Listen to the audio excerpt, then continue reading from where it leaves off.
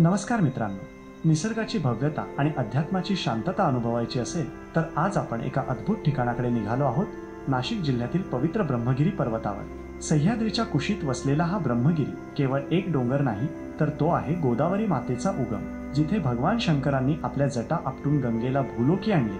तेच हे पवित्र स्थान. ट्रेकची सुरुवात आणि मार्ग. ब्रह्मगिरी ट्रेकची सुरुवात त्र्यंबकेश्वर मंदिराच्या जवळूनच होते. सुरुवातीला आपल्याला सुव्यवस्थित पायऱ्या लागतात. होय, सुमारे 750 पायऱ्या चढून आपण वरच्या दिशेने मार्गक्रमण करतो. जसजसे आपण वर चढत जातो तसतसे आजूबाजूचे दृश्य अधिकच विहंगम होत जाते. घनदाट झाडी, पक्ष्यांचा किलबिलाट आणि स्वच्छ ताजी हवा ही सर्व आपल्याला एक वेगळीच ऊर्जा देते. वाटेतील महत्त्वाचे टप्पे. या ट्रेकमधील सर्वात महत्त्वाचा टप्पा म्हणजे गंगाद्वार मंदिर. इथेच गोदावरी मातेने प्रथम जमिनीवर पाय ठेवला असे मानले जाते. थोडं वर चढल्यावर आपल्याला गोदावरीचा मूळ उगम दिसतो, जिथे पाणी एका लहानशा कुंडातून बाहेर पडते. इथेच तुम्हाला शंकराच्या जटा आणि गुडघ्यांचे ठसेही पाहायला मिळतील. हे दृश्य खरोखरच मन शांत करणारे आहे. इथेच आपल्याला वैतरणा नदीचा उगमही दिसतो. ब्रह्मगिरी पर्वतावर सुमारे 500 पायऱ्या चढून आल्यावर उजव्या बाजूला एक दुमजली दगडी धर्मशाळा आहे. ही धर्मशाळा ब्रह्मगिरीच्या प्राचीन आणि ऐतिहासिक महत्त्वाचा अविभाज्य भाग आहे. बांधकाम आणि रचना. ही धर्मशाळा दुमजली असून पूर्णपणे दगडांनी बांधलेली आहे.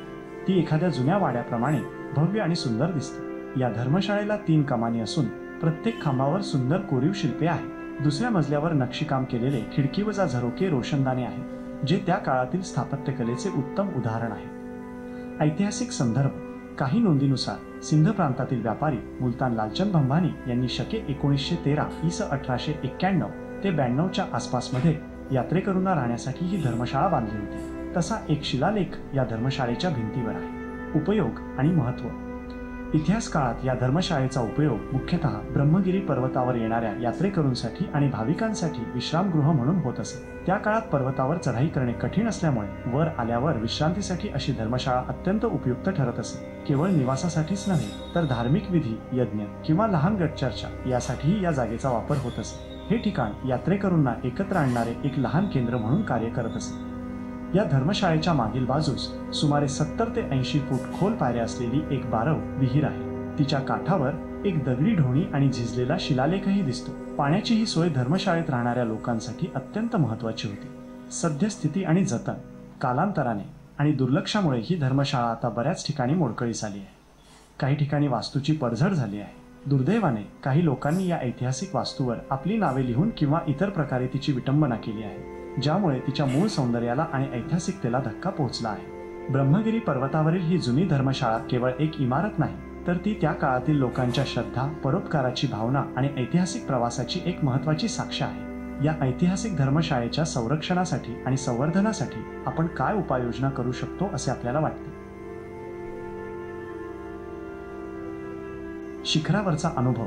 आणि इथे आपण पोहोचलो आहोत, ब्रह्मगिरीच्या शिखरावर. या क्षणाची प्रतीक्षा प्रत्येकाला असते. इथून दिसणारे दृश्य शब्दांत वर्णन करणे कठीण आहे. चोहोबाजूंनी पसरलेली हिरवीगार निसर्गरम्यता, दूरवर पसरलेली सह्याद्रीची डोंगररांग आणि खाली दिसणारे त्र्यंबकेश्वर गाव हा अनुभव अविस्मरणीय आहे. धार्मिक आणि आध्यात्मिक महत्त्व. ब्रह्मगिरी केवळ एक ट्रेकिंग स्पॉट नाही, तर हे एक पवित्र स्थान आहे. पौराणिक कथांनुसार ब्रह्मदेवाने येथेच तपश्चर्या केली होती, म्हणूनच या पर्वताला ब्रह्मगिरी असे नाव मिळाले. इथे आल्यावर फक्त निसर्गाची नाही, तर एक आध्यात्मिक शांतता आणि सकारात्मक ऊर्जा अनुभवायला मिळते.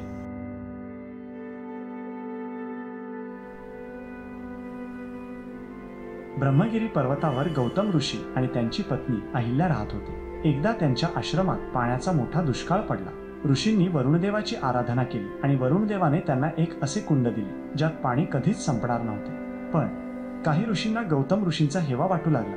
त्यांनी कपट करून एका गायीला त्या कुंडात पाठवले. गौतम ऋषींनी त्या गायीला दर्भाच्या काठीने पवित्र गवताची काठी हाकलण्याचा प्रयत्न केला, पण दुर्दैवाने ती गाय तिथेच मरण पावली. यामुळे गौतम ऋषींवर गोहत्येचे पाप लागले. या पापापासून मुक्ती मिळवण्यासाठी गौतम ऋषींनी भगवान शंकराची कठोर तपश्चर्या केली. शंकरांनी प्रसन्न होऊन आपल्या जटा आपटल्या आणि त्यातून पवित्र गंगा नदीचा प्रवाह पृथ्वीवर अवतरला. हाच प्रवाह गोदावरी नदी म्हणून ओळखला जातो. गोदावरीच्या पाण्यात स्नान करून गौतम ऋषींनी आपले गोहत्येचे पाप धुतले. यामुळेच या नदीला गौतमी किंवा गौतमी गंगा असेही म्हटले जाते.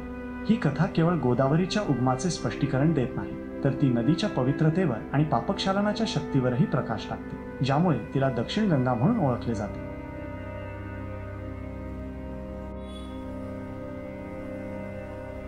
ब्रह्मगिरी पर्वतावरील जटा मंदिर हे पौराणिक आणि धार्मिक दृष्ट्या अत्यंत महत्त्वाचे स्थान आहे. हे मंदिर त्र्यंबकेश्वर ज्योतिर्लिंग मंदिराजवळ ब्रह्मगिरी पर्वतावर वसलेले आहे. ब्रह्मगिरी पर्वताची प्रदक्षिणा करताना किंवा डोंगरावर चढताना हे मंदिर दिसते. त्र्यंबकेश्वर पासून पायवाटेने पुढे डोंगराच्या पलीकडच्या बाजूला डावीकडे काही मंदिरे असून उजवीकडे थोडे दूर शंकराचे जटा मंदिर आहे. पौराणिक महत्त्व. पौराणिक कथेनुसार याच ठिकाणी भगवान शंकरांनी आपल्या जटा आपटल्या आणि त्यातून गोदावरी नदीचा गंगा उगम झाला असे मानले जाते. असेही म्हटले जाते की भगवान शंकरांनी गुडघ्यावर बसून कातळावर जटा आपटल्या होत्या आणि त्या जटा व गुडघ्यांचे ठसे आजही येथे कातळात पाहायला मिळतात. हे ठसे भाविकांसाठी श्रद्धेचे प्रतीक आहेत. याच ब्रह्मगिरी पर्वतावर गौतम ऋषींनी तपस्या केली होती आणि त्यांच्या विनंतीवरूनच शिवजींनी गोदावरी नदीला पृथ्वीवर आणले असे मानले जाते. मंदिराची रचना. जटा मंदिर हे मुख्यत्वे नैसर्गिक खडकांमध्ये कोरलेले किंवा त्याभोवती बांधलेले एक छोटे मंदिर आहे, कारण येथे शिवाने जटा आपटल्याचे ठसे दिसतात असे उल्लेख आहेत. अनेकदा ब्रह्मगिरीच्या मुख्य मंदिरापासून थोडे पुढे गेल्यास गोदावरी नदीचे उगमस्थान दिसते, जिथे गोमुखातून पाण्याची एक पातळ धार अखंडपणे वाहत असते. या परिसरालाही शिवजटा मंदिर किंवा गोदावरी उगमस्थान म्हणून ओळखले जाते. भाविकांसाठी महत्त्व. त्र्यंबकेश्वरला येणारे अनेक भाविक ब्रह्मगिरी पर्वतावर चढून या जटा मंदिराचे आणि गोदावरीच्या उगमस्थानाचे दर्शन घेतात. श्रावण महिन्यात आणि इतर धार्मिक प्रसंगी येथे भाविकांची मोठी गर्दी असते. हे स्थान केवळ धार्मिकच नाही तर नैसर्गिक सौंदर्यासाठीही ओळखले जाते, जिथून परिसराचे विहंगम दृश्य दिसते. थोडक्यात ब्रह्मगिरीवरील जटा मंदिर हे एक पवित्र स्थान आहे, जिथे गोदावरी नदीचा उगम झाला असे मानले जाते आणि ते भगवान शिवाच्या जटांच्या कथेमुळे विशेष महत्त्वाचे ठरते.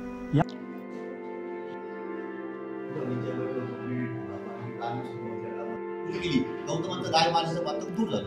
गोदावरी तिकडे देवाने आपल्या जटा आपण काढून दिलं म्हणून गोदावरी इकडे निघून तिचा आतमध्ये घुसली. या डोंगराच्या त्या साईडने मोठं गोमुख आहे. ते गोमुखाचं गाय पडत त्याला गंगेचं दात साजरा करून गेली. ती गोदावरी गौतमांकरता निघाली आणि ही गोदावरी जगाच्या कल्याणाकरता निघाली. तुमच्या सगळ्यांचे असे हात करा पुढं, असं हातमध्ये पाणी घ्या, प्यायचं नाही पाणी. ते देवाला आपलं नाव सांगा. आईचं, वडिलांचं, पत्नीचं, मुलं बाळांचं सगळ्यांचं देवाला नाव सांगा. आपल्या आई वडिलांचं नाव सांगा देवाला. काश्यप ऋषी गोत्रश्य उत्पन्ने. आता तोंडाने म्हणा गौतमस्य जटभुजे अधोनाश्री सप्तसागरा व्याप्ती गंगा गोदावरी नमस्तुते पापो हो पापात्मा पापसंभव त्राहिमाम कृपया.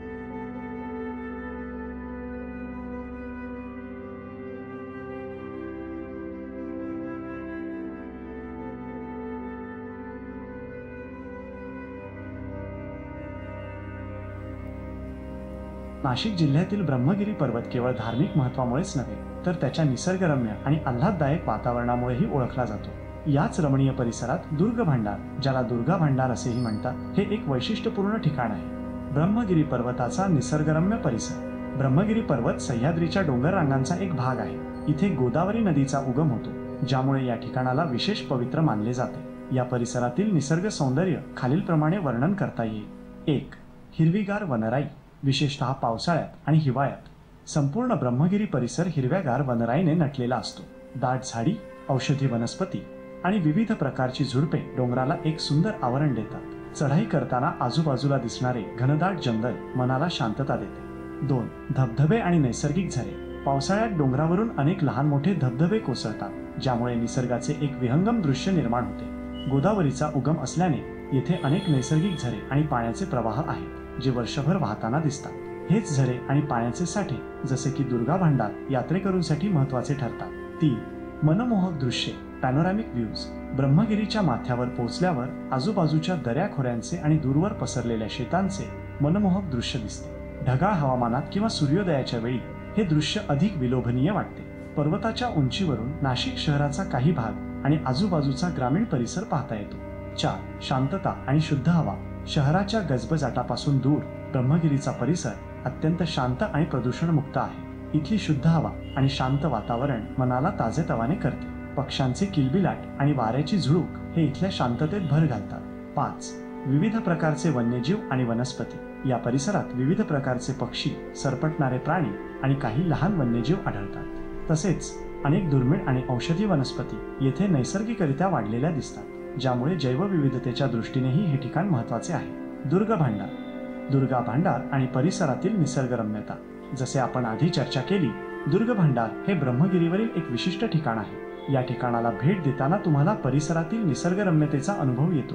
पाण्याचा नैसर्गिक स्रोत दुर्ग भांडार, विशेषतः जर ते पाण्याचा जलाशय असेल, हे पाण्याच्या सान्निध्यात असल्याने परिसरातील निसर्ग अधिक समृद्ध दिसतो. इथे पक्ष्यांची वर्दळ आणि वनस्पतींची वाढ अधिक असते. आश्रयस्थान जर दुर्ग भांडार ही नैसर्गिक गुहा किंवा खडकांची रचना असेल, तर ती परिसरातील खडकाळ आणि हिरव्यागार भागाच्या मधोमध वसलेली असते, ज्यामुळे एक नैसर्गिक आश्रयाचे ठिकाण बनते. शांतता दुर्ग भांडारच्या आसपासचा परिसर शांत असतो, कारण ते मुख्य मार्गापासून थोडे बाजूला असू शकते. इथे तुम्हाला निसर्गाच्या आवाजाचा अनुभव घेता येतो. ट्रेकिंगचा अनुभव दुर्ग भांडारापर्यंत पोहोचण्यासाठी लागणारा ट्रेकिंगचा मार्ग स्वतःच निसर्गाने भरलेला असतो. चढाई करताना आजूबाजूला दिसणारे डोंगर, झाडे आणि पक्ष्यांचा आवाज एक अविस्मरणीय अनुभव देतात.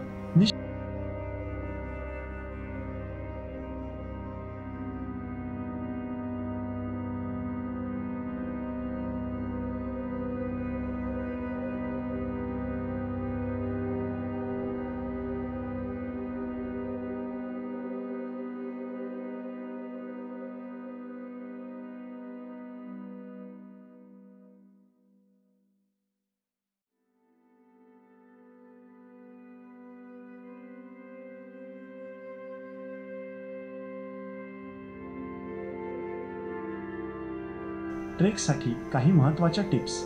हा ट्रेक मध्यम स्वरूपाचा आहे, पण काही गोष्टींची तयारी नक्की करा. पुरेसे पाणी सोबत घ्या, विशेषतः उन्हाळ्यात. चांगले ट्रेकिंग शूज घाला. ऊर्जा टिकवून ठेवण्यासाठी हलके स्नॅक्स सोबत ठेवा. पावसाळ्यात ट्रेक करत असाल तर रेनकोट नक्की घ्या.